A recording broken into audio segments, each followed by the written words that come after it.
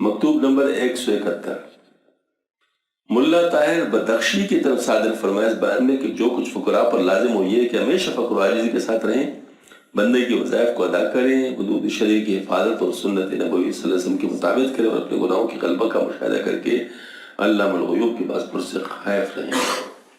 اس کے مناسب بیان میں الحمدللہ رب العالمین والصلاة والسلام علی سید المرسلین وعلی الطاہرین، جو کچھ ہم فقیروں پر لازم ہے وہ یہ ہے کہ ہمیشہ فقر کی حالت میں انکساری، گری و زاری، التجا و عاجزی کے ساتھ رہیں۔ یہ جو بزرگی کی جو سوچیں ہیں کہ یہ ہماری کھانے ہیں، ٹھیک ہے نا۔ وظائف عبودیت کی ادائیگی، اللہ پاک نے جو ہمارے اوپر جو لازم کیے جو بندگی کے حقوق وہ ہم پورے کریں، حدود شرعیہ کی محافظت کریں، اس میں ہمیں وہ آزاد نہیں چھوڑا گیا۔ اللہ پاک کی بندگی اللہ تعالیٰ کے پسندیدہ اور بتائے ہوئے طریقے پہ کرنا، اپنے طریقے پہ نہیں کرنا، اللہ تعالیٰ کے بتائے ہوئے پسندیدہ طریقے پہ۔ اور وہ کیا ہے؟ آپ سے سب کا طریقہ ہے، آپ سب کا طریقہ ہے جو جس کو ہم شریعت کہتے ہیں۔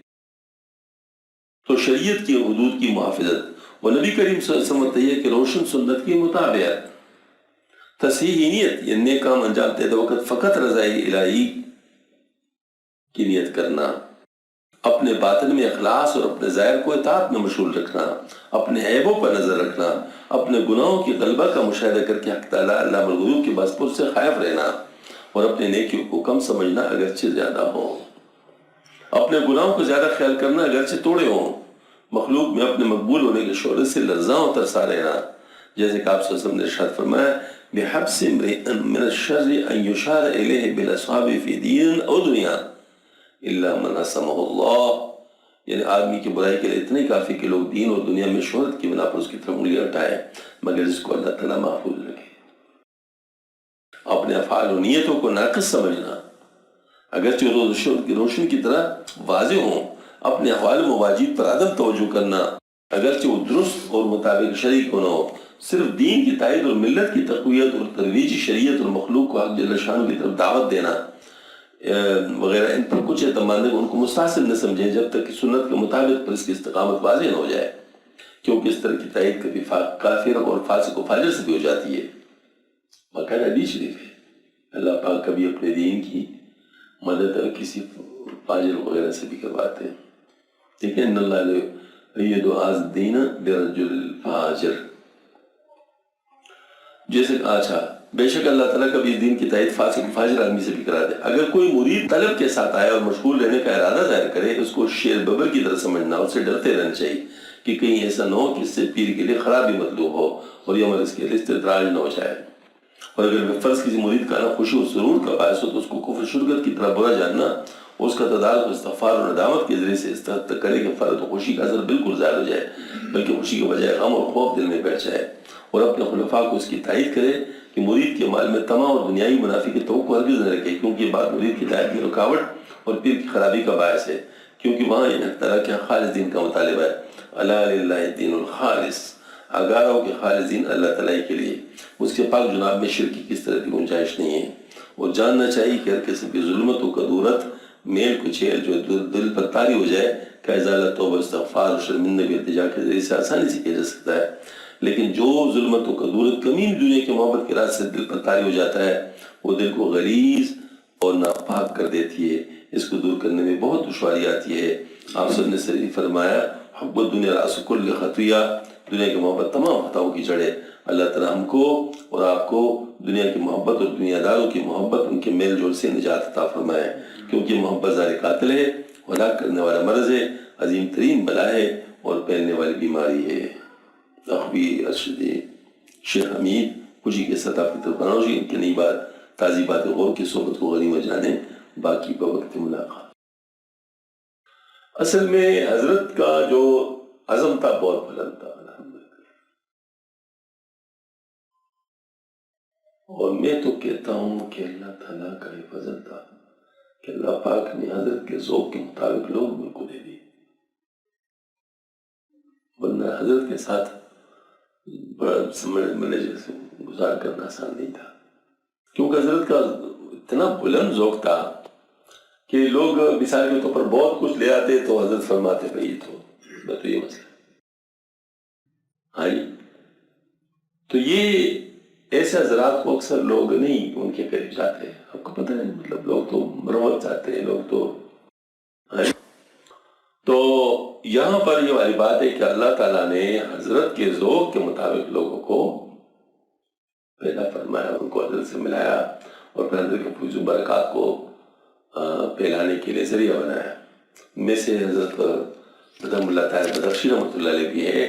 تو اب دیکھو حضرت نے ان کو کیسے نصیحتیں فرمائی ہیں. یعنی گویا کہ ہر طرف سے جو شیطان حملہ کر سکتا ہے, نفس نقصان کر سکتا ہے, اس کے لیے حضرت نے اس کا دفاع فرما دیا. مثال کے طور پر ایک شخص کو خلافت مل جائے تو بس وہ تو پانچوں گھی میں سر کڑھائی میں آدمی سمجھتا ہے کہ بس ٹھیک ہے میں تو کامل ہو گیا ہوں, اب تو سب کچھ میرے مرضی کے مطابق چلنا چاہیے. ہوتا ہے نا سر, مطلب ہو سکتا ہے ذہن میں آ جائے بھائی وہ تو بڑا مشکل کام ہے. ہاں جی, بڑا مشکل کام ہے. یعنی دریا میں رہ کر کپڑے گیلے نہ ہو, کام کر, یعنی جو خلفاء ہوتے ہیں ان کا کام کیا ہوتا ہے, مریدوں کی تربیت کرنا.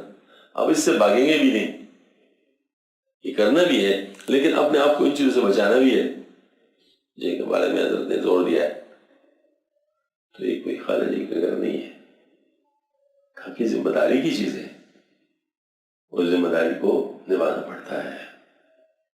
یعنی الخالص اللہ کے لیے دعوت دینا, اس میں اپنا حصہ بالکل نہ کرنا, بہت مشکل کام ہے, بہت مشکل کام ہے. اللہ تعالیٰ آسان فرمائے. بہرحال ایک تو یہ بات کہ یہ جو شہرت ہے بذات خود بہت بڑا مسئلہ ہے, بہت بڑا مسئلہ ہے. انسان کو بہت مطلب جو ہے وہ گڑبڑ کر سکتا ہے.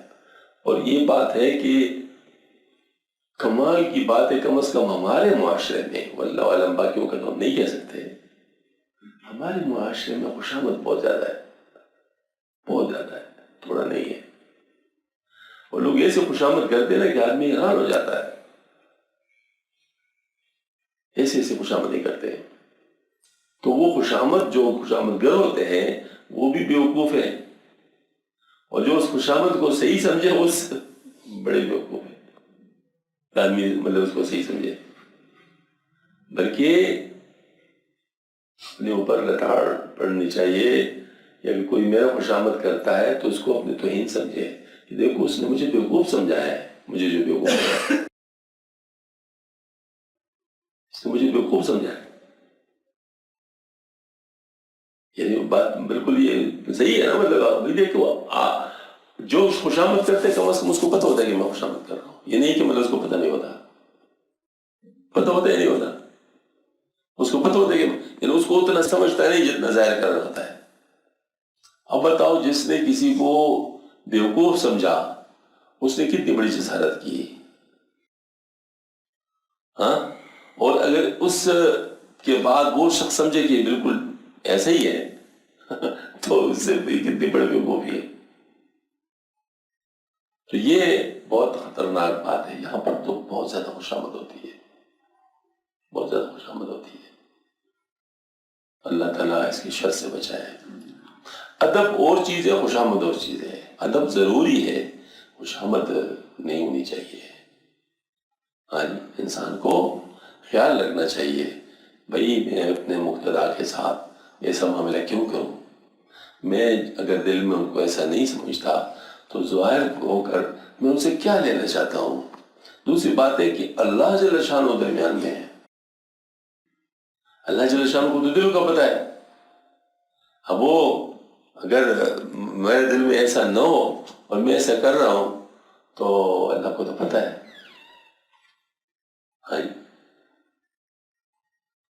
میں آپ کو ایک واقعہ سناتا ہوں, چھوٹا سا واقعہ. سندل بابا جی رحمۃ اللہ علیہ گزرے ابھی غالباً 60-65 سال کے فوت ہوئے, کافی بڑی عمر. اسلام آباد تشریف لائے تھے تو میں بھی حاضر ہوا تھا ملاقات کے لیے. الحمدللہ پاک نے بڑی نماز اپنے فضل فرمایا، حضرت نے قریب بٹھایا. ایک صاحب آئے اور آتے ہی اس نے ایسے خوشامد کی جناب وہ شروع کر لی نا. صحیح بات ہے، میرے طبیعت پہ ناگوار ہوگی، یہ کر کیا رہا ہے. پشتو میں کہہ رہے تھے قربان داغ ایسے عجیب انداز سے میں حیران تھا. میں پتہ نہیں کہ تان ٹوٹی گئی کس چیز پر. ہاں جی. تو حضرت نے بھی سمجھ لی. ہاں جی. تو انہوں نے یہ کہا کہ حضرت آپ نے مجھے جو وظائف دیے تھے میں اس کو تازہ کرنے کی اجازت آپ سے چاہتا ہوں کہ آپ مجھے تازہ کرنے کی اجازت دیں. تو اس سے مجھے پتہ چلا کہ یہ کوئی عملیات کی چیزیں ہیں، کیونکہ اکثر عملیات میں چیزیں ہوتی ہیں. دیکھو ایک موتی کو پیپر ویٹ کے طور پہ کوئی استعمال کر لے، پیپر ویٹ کے طور پر، تو پیپر ویٹ کے طور پہ استعمال تو ہو سکتا ہے نا، کام تو کرے گا، لیکن کیا اس کے شان کے مطابق ہے؟ کتنا ظلم ہے کہ موتی کو پیپر ویٹ کے طور پہ استعمال کرتا ہے. تو اس طرح اللہ والوں کو دنیا کے مقاصد کے لیے استعمال کرنا بالکل یہی چیز ہے. ہاں جی، بالکل یہی چیز ہے. تو خیر، تو انہوں نے جب کہا تو حضرت، میرے پاس وہ ریکارڈ موجود ہے، وہ چونکہ ریکارڈنگ ہو رہی تھی تو ساری چیزیں موجود ہے اس پر. تو حضرت نے فرمایا بھائی قبر کے بارے میں سوچو، آخرت کے بارے میں سوچو، کب تک اڑتے رہو گے، آخر زمین پر تو آؤ گے نا، تو اس کے لیے سوچو، یہ کن چیزوں میں لگے ہو. حضرت نے ان کو بالکل سمپل سادے پشتوں میں یہ بات فرمائی. جب اس کو پتہ چل گیا کہ میرے دال نہیں کر رہی ہے، حضرت کا موڈ نہیں ہے آپ کچھ دینے کا. ہاں جی. تو فوراً کہا کہ حضرت وہ بس میرے کچھ کام ہے، میں کام کم کر کے پھر آ جاؤں گا. اور چلا گیا اور میں نے کہا کہ نہیں، اس کا کام نہیں ہوا، دنیا کا کام تو نہیں ہوا، بلکہ اب نہیں آیا. اس کا اگر کوئی دین کا کام ہوتا تو پھر بات الگ تھی. اب اس کا دین کا کام، دنیا کا کام تھا، یہ تو بہت سارے، اس میں تو ہم کسی سے گلہ نہیں کرتے، کیونکہ آج کل تو زیادہ تر چلتا ہی ہے. ہاں جی. خال کوئی آتا ہے جو دین کے لیے آتا ہے، مطلب جو صحیح معنوں میں دین کے لیے آتا ہے. تو خیر ایسا ہے کہ وہ، لیکن وہ جو خوشامد کا جو انہوں نے انداز اختیار کیا نا تھا، اس پہ محل گیا تھا. کیا عجیب بات ہے، کس طرح بات کر رہا ہے. ہاں جی. تو یہ بات خطرناک ہے. مجید فرمایا کہ بحسب امرئ من شر ان یشار الیہ بالاصحاب فی دین او دنیا الا من عصم اللہ، کہ آدمی یہ برائی کے اتنے ہی کافی کہ لوگ دین و دنیا میں شہرت کے بنا پر اس کی طرف انگلی اٹھائے ہیں. ہاں جی. مگر جس کو اللہ تعالیٰ محفوظ رکھے اور اپنے جو نیتیں ہیں وہ کاموں میں بالکل واضح رکھنے چاہیے، لیکن ناقص سمجھنا چاہیے. رکھنا واضح چاہیے، روشن چاہیے، صحیح چاہیے، لیکن سمجھنا کیا چاہیے؟ ناقص چاہیے. وجہ کیا ہے؟ دیکھو معیار کی بات ہوتی ہے. جو معیار جتنا پست رکھے تو اس کے حساب سے وہ دیکھے گا اس کو. دیکھو میں آپ کو بات بتاؤں، ایک انتہائی نفیس شخص کے پاس آپ جا رہے ہیں، انتہائی نفیس شخص جو کہ چیزیں ایسے استعمال کرتے ہیں، مثال کے طور پر رومال ایسے استعمال کرتے ہیں، کپڑے ایسے استعمال کرتے ہیں، اپنے جوتے ایسے استعمال کرتے ہیں جس پہ کوئی گرد وغیرہ کا کوئی سلسلہ نہ ہو، یعنی ایسے نفیس شخص. آپ اس کے پاس تحفہ لے جائیں گے تو کیسے لے جائیں گے؟ بے پرواہی سے لے جائیں گے. اور اگر آپ کو اس کے پاس کام بھی ہو، آپ اس کے پاس تحفہ لے جائیں، آپ کو اس کے ساتھ کام بھی ہو، تو آپ کیسے تحفہ لے جائیں گے؟ انتہائی سوچ بچار کے بعد پیور سے پیور چیز، جیسے شہد آپ لے جانا چاہتے ہیں تو کیا خیال ہے ہم بازار سے خرید کے لے جائیں گے؟ ہاں جی. آپ اچھی طرح تحقیق کریں گے، ممکن ہے کہ آپ چھتے ہی خود وہ کر لیں اور پھر جو ہے نا مطلب اس کو جو ہے وہ پھر آپ کیسے کہیں گے جی حضرت یہ بالکل صحیح مطلب شہد ہو رہی ہے. اسی طریقے سے اللہ جل شانہ جو علام الغیوب ہے، جو جانتا ہے سب کچھ، علام الغیوب، ہاں جی، وہ جو سینوں کے اندر ہے وہ جانتا ہے، اس کے ساتھ جب کا معاملہ ہے تو کیسے ہونا چاہیے؟ وہ تو کوئی بھی بات آپ کریں تو معاملہ کہاں سے کہاں پہنچ سکتا ہے، ہاں جی۔ تو اس وجہ سے نیتیں بہت اخلاص کی رکھنی چاہیے، لیکن سمجھنا کیا چاہیے، یہ خالص نہیں ہے۔ اور یہ جو اپنے احوال و مواجید ہیں ان کو بھی بے شک کتنے شریعت کے مطابق کیوں نہ ہو اس کی طرف توجہ نہیں کرنا چاہیے، ہاں جی۔ اور لوگوں کی طرف جب دعوت دیں تو خالصتاً دین کی ترویج کے لیے، ہاں جی، یہ کرنا چاہیے، کیونکہ وجہ یہ ہے کہ ضرور دین کا کام تو مجھے کرنا چاہیے، لیکن اگر اللہ تعالیٰ مجھ سے کام لے رہے ہیں تو چانس تو یہ بھی ہے نا کہ دین کا کام تو ہو رہا ہوگا، لیکن میرے لیے کیا ہو رہا ہوگا وہ تو معلوم نہیں ہے، میرا اس میں کیا رول ہے۔ میں ایک بات اکثر عرض کرتا رہتا ہوں اپنے لیے، حضرت عمر بن عبد العزیز رحمۃ اللہ علیہ جو خلیفہ راشد ہیں اور اولین مجددین میں سے ہیں، اولین مجددین، کیونکہ اس سے پہلے تو صحابہ تھے، ہاں جی، غالباً پہلے مجدد ہیں حضرت عمر بن عبد العزیز رحمۃ اللہ علیہ۔ تو حضرت سے ایک بدو بات کر رہے ہیں، بدو جو سادے لوگ ہوتے ہیں نا، بدو عربوں کے، تو اس نے کہا عمر تیرا کیا حال ہوگا کہ تیرے وجہ سے لاکھوں لوگ جنت چلے جائے اور تو خود جہنم چلا جائے۔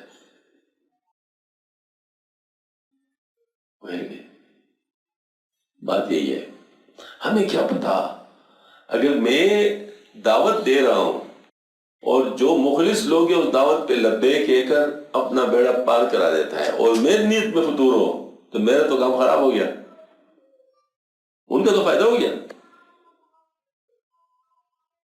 وہ تو تر گئے، لیکن میرے ساتھ کیا ہوگا مجھے کیا پتا، مجھے کیا پتا۔ یہی بات ہے، دیکھو امام احمد بن حنبل رحمۃ اللہ علیہ صوفی بھی تھے اور امام فقہ بھی تھے، محدث بھی تھے، تین نسبتیں تھی حضرت کی، محدث بھی ہیں، فقیہ بھی ہیں، تین نسبتیں ہیں، اور امام اہل سنت، ہمارے سارے اہل سنت کے نزدیک امام اہل سنت ہے۔ کیسے امام اہل سنت ہے؟ یہاں تک فرمایا ہے کہ جو امام احمد بن حنبل رحمۃ اللہ کے ساتھ محبت نہیں کرتا وہ اہل سنت ویسے نہیں ہے، یعنی اس کا معیار ہے، مطلب اہل سنت ہونے کی پہچان کی معیار ہے۔ تو حضرت امام احمد بن حنبل رحمۃ اللہ علیہ ان کا اپنا حال ہے کہ جس وقت ان کا آخر وقت آ گیا تو ان کے جو بیٹے تھے، شاگرد تھے، بیٹھے ہوئے تھے اور کلمہ کی تلقین کرنے لگے، نزع کا عالم نہیں تھا، ویسے غشی طاری ہو گئی تھی اس سے پہلے، تو لوگ کلمہ پڑھنے لگے تو حضرت فرماتے ابھی نہیں، ابھی نہیں، ابھی نہیں، ابھی نہیں، آنکھیں بند لے کر فرما رہے ابھی نہیں، ابھی نہیں، ابھی نہیں۔ تو بچے گھبرا گئے، یا اللہ کیا ہو گیا، امام صاحب تو پورے عمر ذکر شغل میں لگے تھے، آخر وقت میں کیا فرما رہے، سمجھ نہیں آ رہا۔ حضرت کو افاقہ ہو گیا، کیونکہ نظر نہیں تھا، افاقہ ہو گیا۔ تو ان کے بیٹوں نے اور شاگردوں نے پوچھا کہ حضرت یہ کیا فرما رہے تھے آپ، ہم کلمہ پڑھ رہے تھے اور آپ فرماتے ابھی نہیں، ابھی نہیں۔ اچھا میں یہ سمجھ رہا تھا، اصل میں آپ لوگوں سے مخاطب ہی نہیں تھا، اور میرے سامنے شیطان ہے، کوئی شیطان علی بجب تو ہے نہیں، وہ سمجھا کہ میرا آخری وقت ہے، تو وہ مجھے کہنے لگا ہائے احمد، وہ میرے سامنے سر پہ خاک ڈالنے لگا، ہائے احمد تو مجھ سے بچ کے چلا گیا، ہائے احمد تو مجھ سے بچ کے چلا گیا۔ تو میں نے ان کو کہتا ابھی نہیں، ابھی نہیں، ابھی نہیں، میں زندہ ہوں، ابھی کچھ بھی ہو سکتا ہے، یہ تو میں اس کو کہہ رہا تھا۔ یہ بات ہے، تو دیکھیں صوفی بھی ہیں اور فقیہ بھی ہیں، محدث بھی ہیں،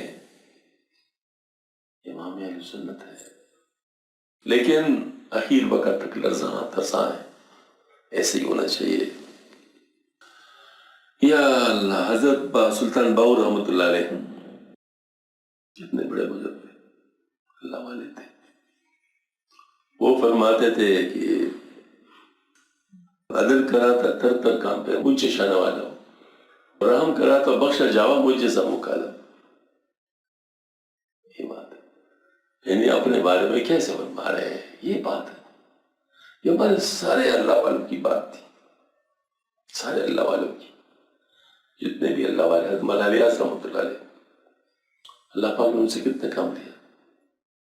لیکن یہ حالت تھی کہ مفتی شفیع صاحب رحمۃ اللہ فرما رہے ہیں کہ میں حضرت کے اس کے لیے گیا تھا، یہ عادت کے لیے بیمار میں، تو بڑے گھبرائے ہوئے تھے. ہم نے کہا مفتی صاحب ایک بات پوچھنی. کیا؟ فرمایا اللہ پاک میرے کام کو پھیلا رہے ہیں، لوگ تو خوش ہو رہے ہیں لیکن مجھے ڈر لگ رہا ہے کہ کہیں یہ استدراج تو نہیں ہے کہ مجھے ڈیل دی جا رہی ہو، کہیں استدراج تو نہیں ہے. ہاں جی.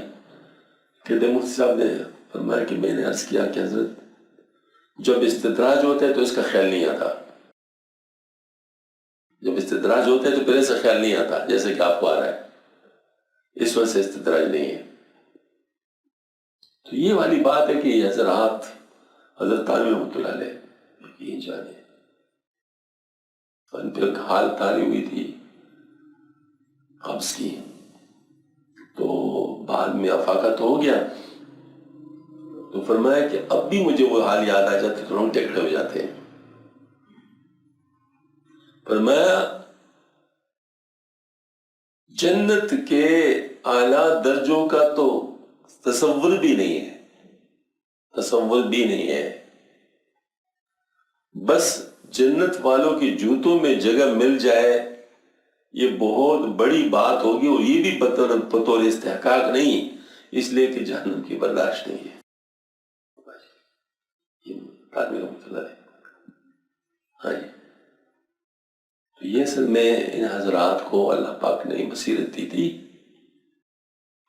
اور انہوں نے وہ کر کے دکھایا. اللہ تعالیٰ ہم سب کو بھی اپنا تعلق خاص عطا فرما دے، اور ان چیزوں سے بچائے جن سے انسان کو کسی طریقے سے بھی نقصان پہنچ سکتا ہے. اور اگر کوئی مرید طلب کے ساتھ آئے اور مشہور لینے کا ارادہ کرے تو اس کو شیر ببر سمجھنا چاہیے، اس سے ڈرتے رہیں، کیونکہ ایسا نہ ہو کہ انہیں اس سے کوئی میرے لیے کوئی خرابی آئے، اس کو اپنے حالات ذرا اچھے نظر آ جائے تو میں سمجھوں کہ میری وجہ استدراج ہو جائے. یا کریم، بہت بہت اہم بات ہے. کوئی مالی توقع کسی سے نہیں کرنا چاہیے، کوئی دنیائی نفع کی توقع نہیں کرنا چاہیے، بلکہ حضرت پیر مسلم شاہ صاحب رحمۃ اللہ ہمارے پیر بھائی بھی تھے،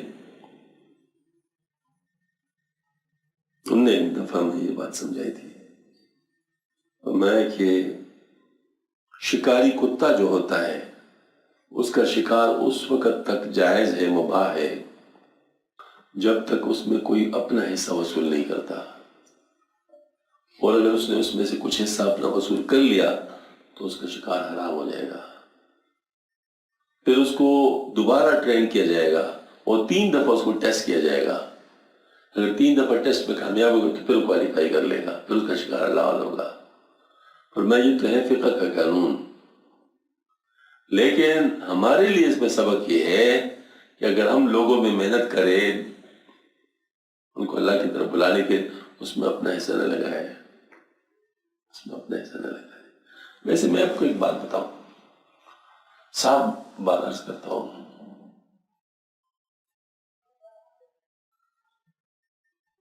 اللہ جل شانہ پر اگر آپ نے چھوڑ دیا، اپنی بات چھوڑ دی، تو اللہ جل شانہ تو پیچھے ہونے والے نہیں. اب اگر آپ مخلوق کے ساتھ دل لگا دے کہ یہ ہمارا کام کر دیں گے تو آپ نے معاملہ ملا کمزور کر دیا، تو وہاں سے وہ رسی ڈال نہیں سکتی ہے، چلو آپ کرو، ہم لے لو ان سے، چھوڑ دیں ان کے اوپر، کیا کرو گے. اور اگر آپ نے ان سے معاملہ نہیں ہے کیا کہ بھائی میں نہیں کرتا تو پھر کیا کروں؟ جب اللہ پہ چھوڑ دیا تو اللہ تو دینے والے ہیں، چاہے کسی بھی ذریعے سے دے دے، اس کا تو کوئی من نہیں ہے. ہاں جی، کسی ذریعے سے بھی دے دے وہ اللہ پاک تو پھر ہاں جی اس کے پاس اسباب کی کمی تو نہیں ہے. اس وجہ سے یہ معاملہ تو بالکل صاف رکھنا چاہیے. کسی سے مخلوق، ایک دفعہ ایک بزرگ تھے، ان کے یہاں فاقہ تھا تو ان کے شاگرد آ گئے، ان کو پتہ چل گیا کہ حضرت کے یہاں فاقہ ہے. تو اس پر یہ ہوا کہ بلے حضرت کے پاس وہ کھانا لے پہنچا، بہت زبردست کھانے کا. تو انہوں نے کہا ماشاء اللہ، اللہ تعالیٰ آپ کو اس کا اجر عطا فرمائے، آپ نے بڑے محبت کا معاملہ کیا، لیکن میرے لیے جائز نہیں ہے کھانا. حضرت کیوں؟ آپ کے لیے کیوں جائز نہیں ہے؟ حلال کھانا ہے. اور میں آپ کا کھانا حلال ہے، میرے لیے کھانا حرام ہے. کہ کیسے؟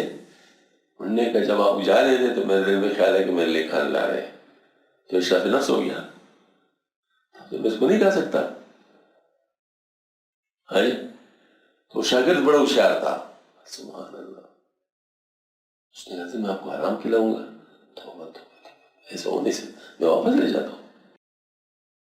اور واپس لے گئے، دروازہ بالکل بند کر دیا. 5 منٹ کے بعد پھر آ گیا، حضرت اب تو آپ کا خیال نہیں تھا نا؟ انہوں نے فرمایا میں اب آپ تناول فرمایا، اور میں ٹھیک ہے جب میں لے کر جائے. شکر ہونے کو بڑا شکر دیتا ہے. ہاں جی، اس کے لیے اللہ پاک نے حلال کروا دیا. ٹھیک ہے نا؟ یہ چیز جو ہے مطلب یہ ہے کہ انسان خیال رکھے.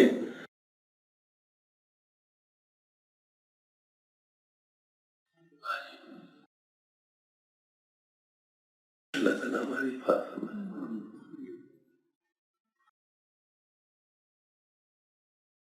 تو اللہ کا شکر ہے، الحمدللہ یہ جلد پورا ہو گیا. دفتر اول حصہ اول، سبحان اللہ. اب یہ دفتر اول حصہ دوم ہوگا. ہاں، دفتر اول حصہ دوم. یا کریم یا اللہ، یا کریم یا اللہ. اللہ جل شانہ حضرت کی جملہ فوز برکاتہ میں نصیب فرما دے.